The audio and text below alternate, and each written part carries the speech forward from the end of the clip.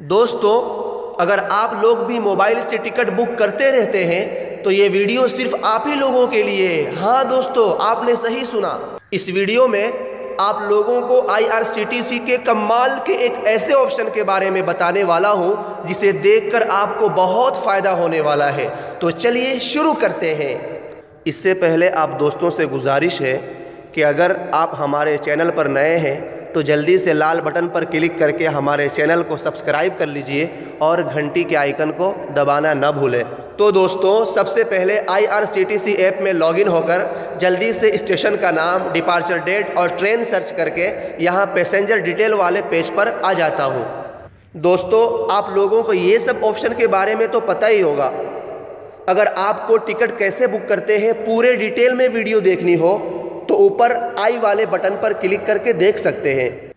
तो चलिए असल टॉपिक की तरफ चलते हैं। स्क्रीन को ऊपर की तरफ स्क्रॉल करेंगे तो यहाँ पर आप लोगों को एंटर प्रीफर्ड कोच नंबर का ऑप्शन दिख रहा होगा।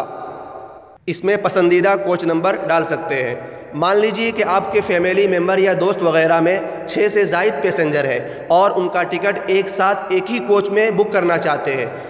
तो आप भी जानते हैं कि ज़्यादा से ज़्यादा एक साथ 4 या 6 पैसेंजर का ही टिकट बुक कर सकते हैं और आपने बुक कर भी लिया।